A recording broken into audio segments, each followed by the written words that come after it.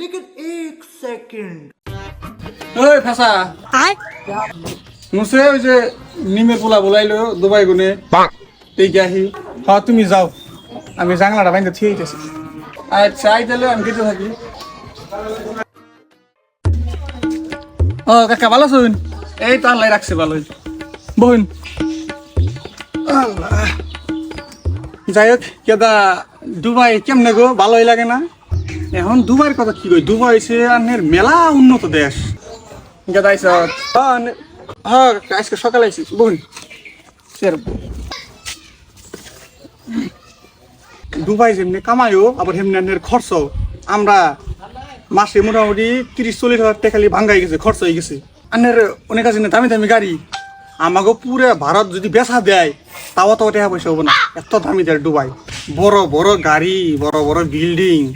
তারপরে যে দুবাই যেটা জাহাজ স্টেশন হাই হাই সেকেন্ডে 500 টাকা জাহাজ নামে আবার সেকেন্ডে 500 টাকা জাহাজ উড়ে তারপরে দুবাই কোনো জায়গায় ঘুরবার বাকি নেই হাই হাই এই কিছু মানে যে বালুর মধ্যে যে পাকাপাকি পার না গাড়ি এক পাহাড়ের দিকে আরেক পাহাড়ে ফালতে জায়গা অনেক জন্য গাড়ি ঘোড়া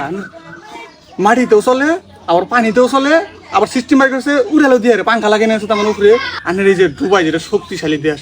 এই সারা পৃথিবী মিলাও যদি দুবাই নাকি নাড়াই করে তাও পারবো না এত শক্তিশালী বহুত টাকা পয়সা লাগে সব বস্তুর দাম কাপড় চোপড়ের এই যে কাপড় যে এটার দাম কত জানেন কি এটার দাম আনের 7,500 টাকা দেখলে এটার দাম ও আচ্ছা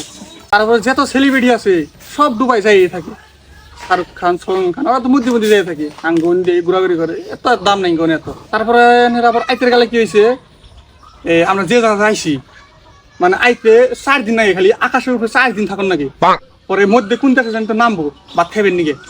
কারণ চা বস্তু নিয়েছিল 2 দিনে তো খাই সব শেষই দিছে আবার এর মধ্যে লাস্টে কি হয়েছে যখন আমি জাহাজ থেকে নামছি পরে আমি বেরতে হন নাকি পরে একটা গাড়ি বলে গেছি মারুতি গাড়ি আমি খুশি ভাড়া কত যে অনুযায়ী দাম ভাড়া কত ভাড়া 4,000 আমি তো মনে করি না তো সব ফক্কর কিন্তু আমার ফাঁসাইবো আমি পরে করছি কি 1,000 টাকা দিয়েছি কইছি কি আমার ব্যাগটা আমি নিয়েছি আমার ব্যাগ আছে ভিতরে কইয়া ওদিকে ঘুরে আই বসি আই নিয়ে কি করছি অন্য আর গাড়িতে 3,500 টাকা ভাড়া দিয়ে বিকতেই বসছি